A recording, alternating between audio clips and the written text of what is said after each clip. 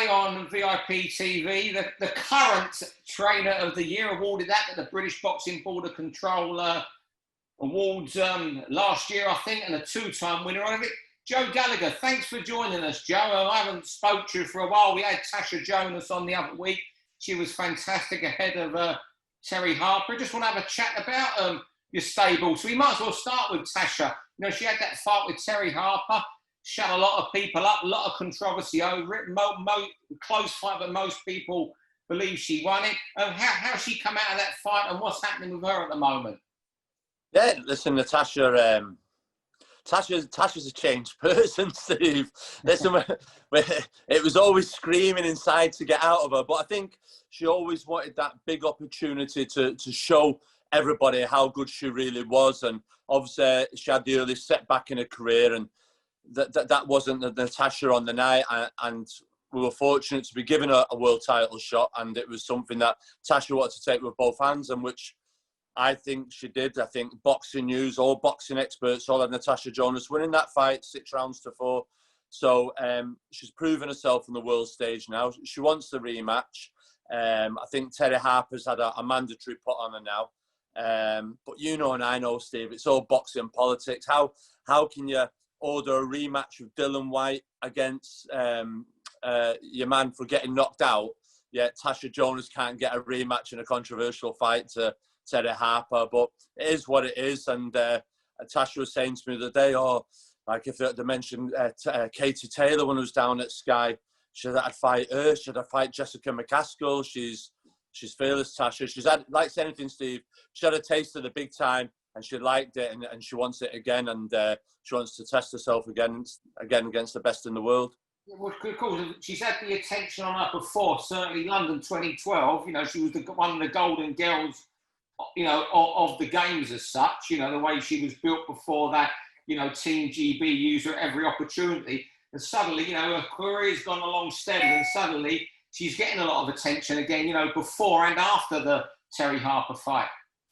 Yeah, no, exactly. I just said to you before we came on air, Steve, we had Judy Murray, and Andy Murray's mum up in the gymnasium today doing a bit of a documentary with her, and that was fun with her. Tasha showing her the ropes, how to skip and how to 1-2, and Natasha's a great person. You've seen her down there doing some punditry work for the box office event for Katie Taylor's fight, and I believe she's gone down really well with them. You've met her numerous times, Steve. She's a nice girl, and like you say, all I want for her is to get the big fights, and as well as getting the big fights, they need to start getting paid well as well, because coming out of that lockdown, I think the women's fights, it's wrong to call women, but the boxing fights involving the females there, I think they were the ones that really stole the show, apart from Povetkin's left uppercut, and they need to start getting paid accordingly as well. So like you say, with her and a young daughter, I just want to see her to get the big fights now and get paid well, and go into either punditry work or coaching, which I think she'd be very good at. It's interesting that the coaching there. Also got to ask about Callum Smith. You know, like several fighters have been hanging on for this Canelo fight. He's now suing whoever he can, and you know, to get out of contracts clause. So that's gone. He's most probably out of action for another year, Canelo, if this all goes to court and isn't settled outside a courtroom. So what's happening with Callum now? You know, obviously there's Billy Joe Saunders of fights there, but you know, that's got to go pay-per-view, and there's a procession of pay-per-views to go out this year. There's talk of Chisora Usyk still for next month, whether that's going to happen. Obviously, the Povetkin rematch, Anthony Joshua's going to be out. You know, there's a procession, you know, on BT, you're likely to have Fury Wilder in a pay-per-view. There's only so many. So, you know, if he fights Billy Joe, when could that be squeezed in? No, you're right there, Steve. I think at the moment, everyone's scared to talk about Canelo in case they get sued. He's suing everyone at the moment.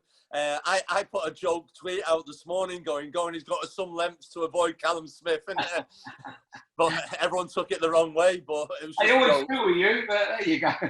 I know. So, listen, that Canelo, if he gets caught up in all that litigation and court, he'll be out for a while. I don't think the zone will want to go to court. I think that will be settled. So I think what we're looking at is most probably we're seeing the WBC make the Yildirim versus Canelo fight. And if Canelo isn't available for that and is out of action, That's a fight for Callum Smith that we're most probably be looking for, WBC. Callum's very keen on the Callum Plant fight, IBF. The Billy Joe fight is there as well. But I think the problem we've got with the Billy Joe fight, Steve, and like we've seen with the government announcement last night about gatherings down to 6 people on Monday, as much as I say Joshua's needs a live gate, Callum Smith, Billy Joe needs a live gate, and Billy Joe isn't got to fight Callum Smith. If Billy Joe's wanting 8 million for Canelo, Billy Joe isn't got to come back down for 1 million for Callum Smith, and Callum Smith ain't got to fight that for Billy Joe. So they needs the money to buy it. So it's all right, people saying, "Oh, what about that?" But them 2 kids, and we've just seen, like you say, with the Dylan White numbers, which weren't good. No one's got to take a pun on pay-per-view. They want guarantees. Now, I don't think Eddie Hearn's got a guarantee Billy Joe 3 million or Callum 3 million. Do you know what I mean? No one's got to run that risk. So it's great talking about it, but the reality of it isn't going to happen. Do you understand? It's now if you decided to put both of them on a show and build it up, and both defending the world titles, something like that, maybe something like that as a pay-per-view event. But as you just said there, the pay-per-view shows, the 3 of them are took already this year, and they're all the heavyweights. Now, is Dylan White Povetkin a pay-per-view rematch? Was it a pay-per-view in the first place? I'd argue not. How can you have heavyweights fighting that aren't fighting for world titles when you've got, like you say, a Billy Joe and a Callum Smith? So maybe they might have to look at if they really wanted to, but I can't see that happening, not this year anyway. I know Billy Joe's got the Andrade fight, Callum Smith, obviously Callum Plant, that'll do good business for Callum over in America.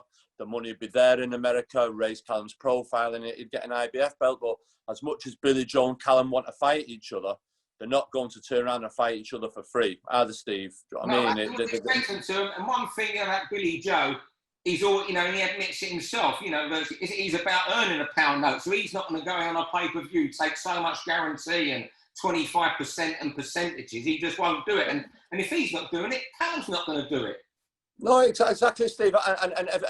And you can see Anthony Joshua as well.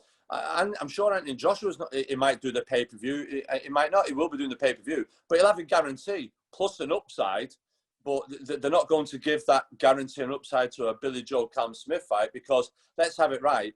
Billy Joe and Callum Smith, and I'm saying it, the profile need raising a little bit more to draw that tension. Do you know what I mean? As popular as people see Dylan White and doing MasterChef and everything else, from what I've seen, the pay-per-view numbers for his fight weren't the best. So that's made everyone step back a little bit, I think, and go, "Oh, hang on a minute.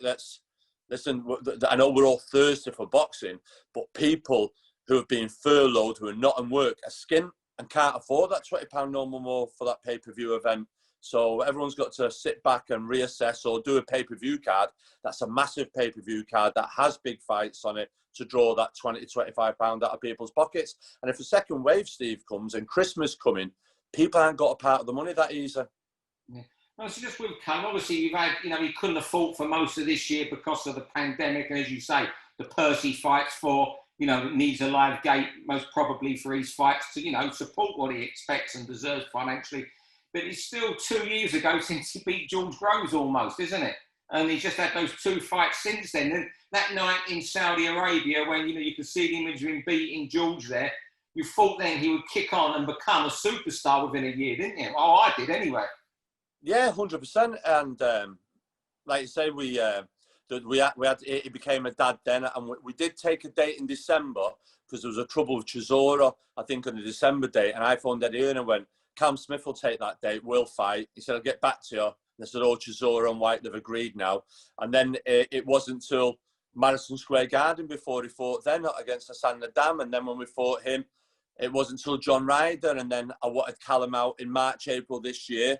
But obviously there was talk of Canelo. And if we didn't get Canelo, but then the pandemic, and now the Canelo thing, I'm being dangled that carrot. And when you're told you're getting it, you've got it, they want you and everything else, you're not got to cut your nose off to spite your face, because Canelo, no one else has got to bring you the money that you can earn like Canelo does. So, and that's what you want. And not only that though, Canelo is seen by some as the best pound for pound fighter in the world. Callum Smith wants to fight the best pound for pound fighter in the world. So sometimes patience, a little bit of virtue. But with this now, it's like, right, okay, that's not happening. This is who we want to fight now. Let's go. And like you say, light heavyweight division is something as well that Callum Smith's looking at. Yeah. Just one thing on the Canelo thing. I know, you were quite vociferous in, obviously you got on well with Canelo's people and they told you they really want the fight. How many times were you told by promoters that you had the fight? Because obviously Billy Joe was told at times it was changed. How many times were you ever told by promoters you've got it now? It's, I wouldn't say the promoters, but when you're dealing with his manager and you're dealing with his trainer and other people close to them, and media sources from that part of the world who are very close to them, that you've got it. And then, like, obviously, it just hasn't happened. We were nailed on for having it now, this time now. I always understood we were in a 2-horse race with Billy Joe for the May, and that was always the case. It never happened. But as Billy Joe ruled himself out, and then they started throwing red herrings. I think it was a case they were just trying to get Callum for less money. And Callum did accept it. There's lots of stuff I said Callum turned it. Callum didn't turn it down. He got offered the first offer, the same as Billy Joe, and they turned it down. But then Callum put an offer to Canelo, and we could say Canelo turned it down, but it was less than what he got offered for. So, but that never comes out. And I think that a little bit you see with Canelo, I've said it many times, he's become like Floyd Mayweather. If you'll start seeing like Triple G did to be upsetting him and calling him, Canelo just won't entertain you. And as much as they beg for Canelo and Triple G3, Canelo's stubborn, going no, because of the fuss Triple G made. So you've got to just bite your lip and yes sir, no sir, and just get them there and let's get a fight. But Canelo wants to fight. His trainer said he wants to fight. Canelo wants to fight. People close to him say he wants to fight. And he does. How can you say not? You just got to look at his resume. I'm not going to sit here and say Canelo's scared of Callum Smith. Is he? Whatever politics are stopping it will be unveiled now in the courtroom. But I'm sure Canelo does want that fight. And rest of you say, well, Paul Butler. So I know you put him on your own show, didn't you, to get him out? Yeah, listen, Paul Butler, since he last fought for the world title 18 months ago, he's had 6 fights. He fought 4 times last year. He was on the World Boxing Super Series reserve up there in Glasgow when a UA fought. And then he said, I put him on my show, and then I've got him on a Steve Wood show just before Christmas. So he's fought 4 times last year. He's was fighting for the European title. It was mandatory made for that. He's number 3 in the IBF now. The number 2, Joshua Gray's been beat. So there's a gap there on Paul's number 3. So we'll see. Interesting to see what happens within UA after his world title fight. But Paul's got a fight in October, another marking time fight, because he can't fight for titles. They're all took up. But the main thing is he makes championship weight, he fights, and he stays relevant. And hopefully we can get him a world title fight. And he's such a fantastic talent, Paul Butler. And he has definitely got in him to become a 2-time world champion. And he wins that belt. He's got great fights in this country. Lee McGregor just had a good fight. That'll be a good fight for him. So, yeah, there's good fights to be had with him. The stable's full of kids that, if they're given the opportunity, that they'll win world titles. And Hosey Burton's got a big fight coming up, hasn't he? You're going to Latvia for that? Yeah, Latvia against Ricards Bolotniks. Very good fighter, Bolotniks. I don't know whether if Stephen Ward overlooked him last time, but when you look through his resume at cruiserweight, he acquitted himself very well. He lost to a kid, Mickey Nelson, on a split decision, who just fought for the European title. He lost to a very good South African. He got stopped in, but the South African had beat Chambers, fought Usyk. And when he come down to light heavyweight Bolotniks, he's knocked quite a few out. This has got to be in Riga, in his own town, in Latvia, where they have a crowd. And this is such a dangerous fight. Bolotniks can hit either hand, good lead left hook. And it's a very dangerous fight. This is the final, this. If Jose Burton comes through this, he's beat the 2 dangerous people in the fight. And like you say, he's got it to do. And like I said to Ofer, I feel sorry for Ofer. He's a sleeping light heavyweight in the division. He's only lost 10 seconds of his career, Frank Buglione. Everyone's avoided him. Yardi pulled out of eliminator against him. No one talks about him. No one wants to talk about fighting him. And he's been willing to fight anyone. And I've said to him, Ofer, you win these next 2 fights, you come out of this as 27-1. You'll get a world title shot. Your resume. Mm-hmm. Everyone's not talking about you because they don't want to talk about you. Like Callum Johnson, they don't want to talk about it. But it's up to Ofer. His career's in his own hands now. He's been given the opportunity. MTK have put him in the tournament. it's in his hands now. He's got to stop talking now and go and do the business and let his hands do the talking. Yeah. And what about Callum Johnson? So I know obviously, he lives in Lincolnshire, but he comes to you for camp. What's the update on Callum? Well, Callum Johnson, obviously, he put up a fantastic performance against BTBF. Came back at a good win February last year against Sean Monaghan over in America. Yeah. And they really took to him, his profile over there, his story. And then he was due to fight for the European title on the Scott Quigg bill this year. That got cancelled. He was due to fight in May. And then Eddie came to us and asked, would Callum take a cut in money to fight in his garden? And Callum Johnson said, no, I'm not. So he's been out of the ring now 12, 18 months, but he was desperate to fight BTBF rematch. BTBF, who is fighting now Adam Dienz, that was Callum Smith's sparring partner for John Ryder. And Callum Johnson was like, oh, I would have fought him. And the same thing there. People can, how it works, Steve. People can talk about your Yardays and your Watses, but you're all ignoring who the number one light heavyweight in the country is, and that's Callum Johnson. And until someone beats him, no one's got to change that. He's been there, and like you say, we're just waiting for an opportunity, and they can try and not talk about him, but he's there. There's no miles on the clock, and he wants his opportunity. Whether he gets it at a world level or this European title fight, we'll have to remain saying. But you see him on his social media. He's in the gym. He's training all the time. There's not much miles on the clock, and he's an exciting punch. And with Callum Johnson now, we're considering most probably bringing him down to 168, and the fights with Callum Johnson versus Billy Joe Saunders, Callum Johnson versus John Ryder. Callum Johnson will be an exciting addition to the super-middleweight division. He will do. And their fights will get well paid in as well. What about Beefy, Liam Smith and Stephen Smith? What's happening with those two? Beefy. Poor Beefy. Listen, Liam had a very good year last year. He had 3 fights. He started to build some momentum. He was on a world tour last year, Beefy. He started off in Liverpool with Sam Eggington, then ended up in Mexico, had a good win over there, and then he finished the year in Arizona on the Chavez Jacobs undercard. 3 good fights, good performances, and Beefy was back. He was snarling. He fought at middleweight his last 2 fights and did really well. Obviously, there was talk of him and Kell Brook. That doesn't look like it's happening. And then there's talk of Jesse Vargas and Liam Smith. Yeah. That doesn't look like it's happening. And I feel sorry for Liam, because Liam's a real good, solid fighter. He's what I suppose you, Bunsey, old school hacks journalists love. Is your snarling pressure fighter, comes to fight, doesn't care for the razzmatazz. He's just in there to fight. I've always based him on a Don Curry type fighter. He's a great pressure fighter, good inside fighter. Everyone that comes to the gym sparring him, the coaches are always saying you don't realise how good Beefy is until you see him up close and that. And we just want to try and get him out with listen, Liam Smith.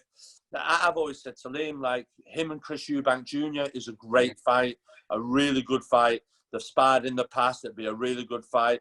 And Liam wants the big fights, and that's it. Whether we get him at light middleweight or an opportunity presents itself at middleweight, we'll just have to wait and see. But he's so. I feel sorry for him, because I do feel he's so talented. You've seen he dug in really deep in the first Liam Williams fight, and then in the second one, everyone expected the Beefy come aggressive, and he just used his boxing skills and outboxed Liam Williams quite convincingly. And then you've seen him on the tour in Mexico, in Arizona. Nothing phases him. He just likes to get in there and have a scrap. And it's just a shame now. Hopefully now we can get Liam out. I spoke to him today, and he's been promised that he'll fight before the end of the year, and hopefully it'll be a meaningful fight, Steve.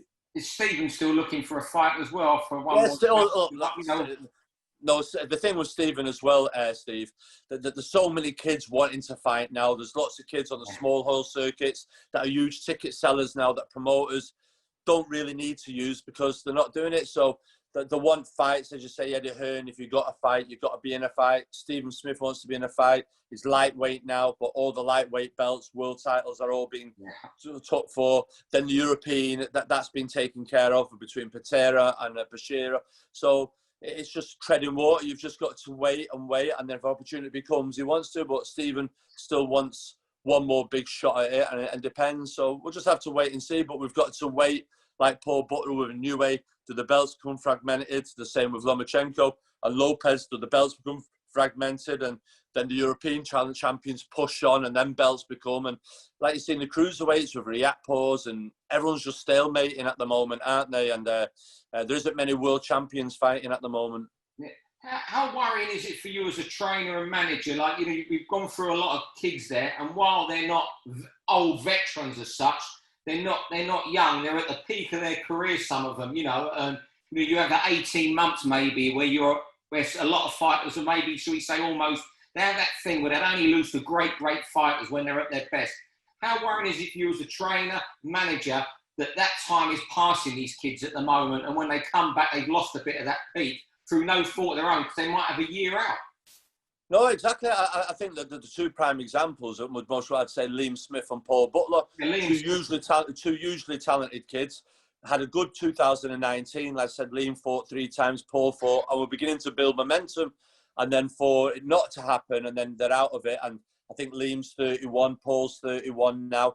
And they were building momentum to have a big year this year, have your Kell Brook fight, and for Paul to be involved in big fights. So then for him to come back and to go straight into big fights, and they've got to stay busy because time waits for no one, and this time could dampen and kill a lot of people. But we've got young kids in the gym, obviously Sam Hyde, Callum Smith isn't in his prime yet, he's coming into his prime, and I think that the time off for Callum Smith has helped him and helped his body mature, and he's coming back as a proper man now. He's got man strength, he's 30, he's had his body develop, and he's going into, right, I'm coming into the last 2 years of my boxing career full on. Do you understand? I've had a break, the pressures, and he's allowed injuries heal. But for likes like Marcus Morrison, he's come back, he's fresh, his body's just Sam Hyde. But for, like you say, the likes of Callum Johnson, Paul Butler, Liam Smith, these fighters that are there, Steve, but are just beginning. Yeah. I'm not saying they're gone. No. Just beginning. But at the same time, there's no mileage on Callum Johnson. Beefy, a little bit of mileage, but he's still got it, and so's Paul. But to have any much more longer, another 6 months, and not only these fighters, but also young fighters, they'll start getting into a habit of going, Joe, do I really need boxing? And young fighters as well whose parents have most probably said, and wives have said, go and get a job. You need a job. You can't rely on the boxing. You know, boxing. So they get into a habit of working. Now they're getting used to getting a regular income weekly. The promoters and the managers say, I've got a fight for you. Listen, it's only this much money, and you're used to being on a ticket deal. I only can pay you this. They go, do you know what? It's not worth it. The time I pay my medicals, I've been out for 12 months. I'm in debt before I started.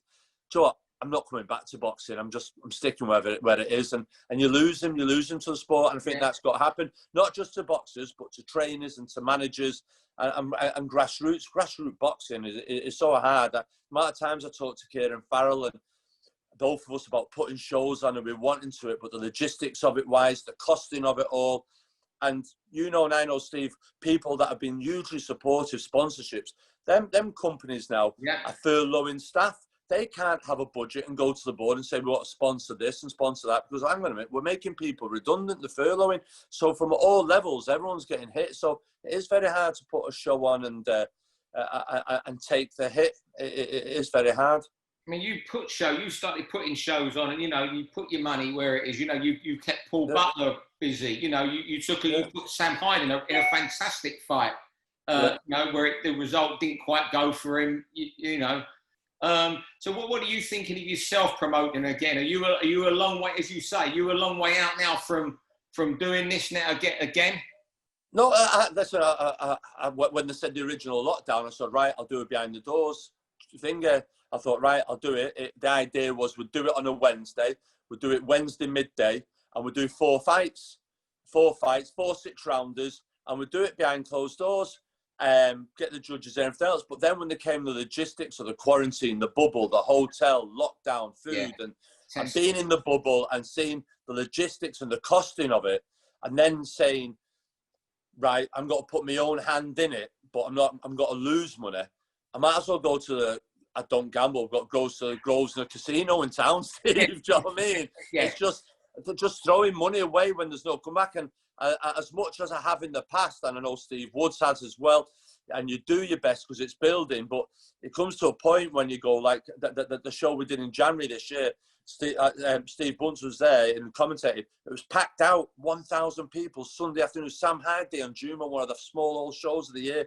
I put Marcus Morrison on it, Paul Butler on it, and Mark Jefferson in his title fight. It was packed. It was brilliant. I lost money on it, but I backed my kid and I backed my horse, and I lost money on it.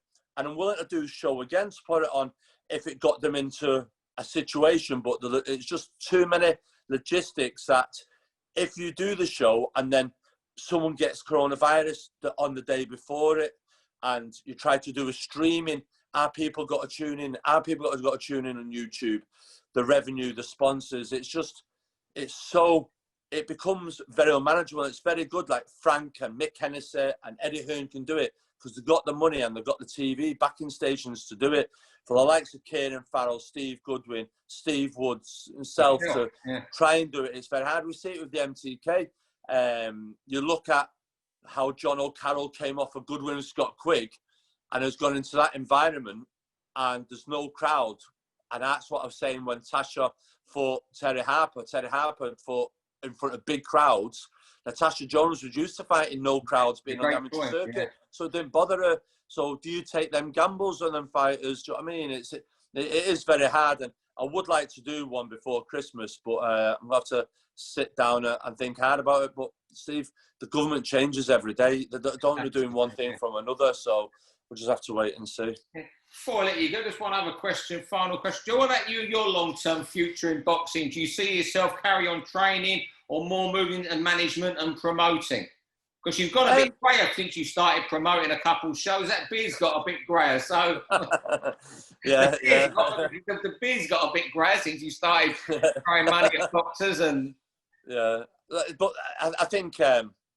I just think that's boxing in general, Steve. I'm very pleased with the academy that we've got going now. With the academy's doing really well. We've got full numbers again this year when we couldn't really recruit well. We've got 20 kids starting the academy. We've got 5 national champions on it this year, 2 of them women. Our retention's been very good, and in the circumstances, I'm really happy about it. At times, I think, once I finish with this done, I'm done. But then I enjoy it. Then there's new kids and there's people asking me to train them, and there's 1 or 2, and then seeing having Crawler in the gym and him developing him as a coach and teaching him and on the pads, and he's beginning to grow his little stable. And then I'm looking at the likes of a Stephen Smith, Natasha Jonas, Liam Smith, who'd all be fantastic coaches. Jose Burton will be a very good coach. Really? Jose Burton, unbelievable. You got to remember, he from a 10-year-old, done everything, won ABAs, boxed for England, won a British champ. All these kids have all come through the system, but Natasha Jonas would, and there isn't many female boxing coaches, professionals, so Natasha Jonas could do that type of thing that she could go into. So maybe we keep going, maybe I still keep going, but they are the arms to it, and they come and that evolves in that way. So Natasha has hers, Crawler has hers, Stephen Smith has hers, and I'm always there just to give him a hand or an assist or something like that. And I'd love to still do the managing and the promoting. There's goals I still want to achieve. But like you say, I do think boxing is one of the sports that's very hard to get back on its feet at the moment, and a second wave would be so detrimental to the sport. Okay, just one final one, and one final one before you go there, Joe. So I've just got a little flash. It's running out of time. It might have come on your screen as well then. It's got a few minutes, I think, on it, on the 40 minutes. But when you mentioned, I asked him this question and he just laughed and wouldn't answer it. He said, what happens if you're training a fighter for a big title fight, the opposite trainer is Anthony Crawler? How do you get to him when you play your mind games and try to find him up before the fight? And what would you say to him at a press conference? Yeah, it's like the Karate Kid and the didn't show them everything, Steve. Don't tell them everything, son. You got to keep something back. So, no, I just had that recently with Haroon Headley, with Bob Adjusaf.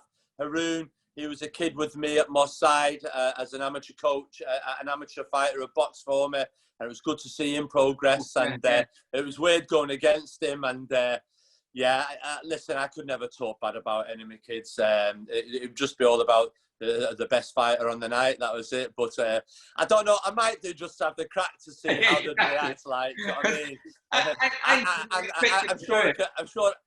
I'm sure.